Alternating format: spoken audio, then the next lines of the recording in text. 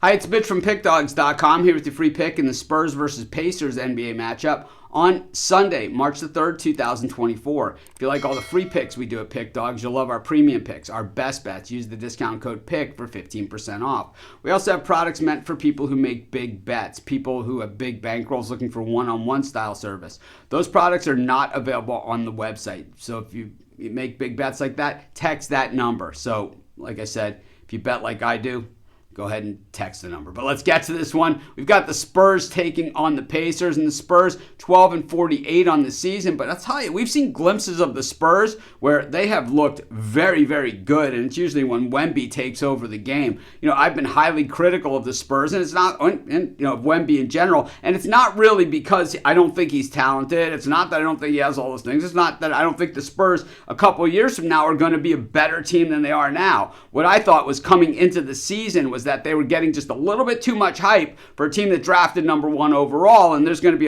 you need a lot more than that to compete in today's NBA. Maybe 10 years ago, 20 years ago, 30 years ago, you draft some guy like, in the 70s when the Blazers were drafted first, they took Bill Walton, they went all the way to the finals, right? I mean, you don't see that anymore in the NBA because every team has stars and every team has 3 stars, 4 stars, guys that can absolutely hoop it up on any given night. And I think the Spurs, they don't have as many of those guys, and especially as you go down the bench, as most of the other teams. Meanwhile, they played a Pacers team here that got absolutely bludgeoned by the Pelicans last time out. It was a back-to-back with a day off in between, a home-and-home type thing, and the Pacers caught the Pelicans on their back end of a back-to-back and beat them in Indiana. Then the Pelicans had a day off, got them at home, and well, it wasn't a pretty story. But overall, the Pacers have played well this season, and I think, the emergence of Halliburton as, one of these star players, an all-star, all those kind of things have certainly made a difference. The Pacers sitting in the 8th seed in the Eastern Conference, so if the season ended today,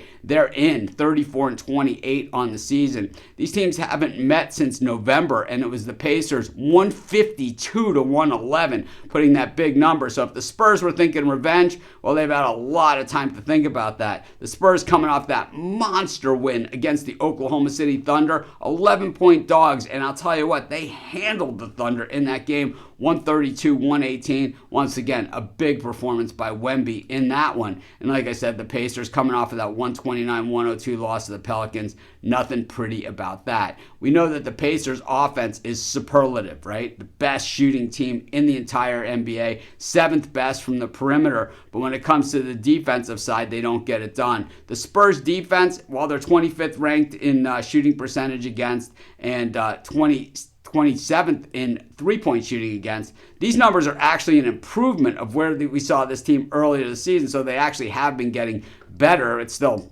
not very good because when you look at the overall season rankings, we're 60 games in at this point, so it takes a lot more to move the needle than it did earlier this season. The Pacers defense is pretty bad, but I think what we're going to see here, track meet style game, and I think the Pacers just out-track meet the Spurs. I'm going to take the Pacers, and that's going to be my free pick. Of course, while you're doing your picks today, putting your bets in, be sure to use our free betting tools at sportschatplace.com. 100% free, and they'll help put you on the most favorable bets on the board today.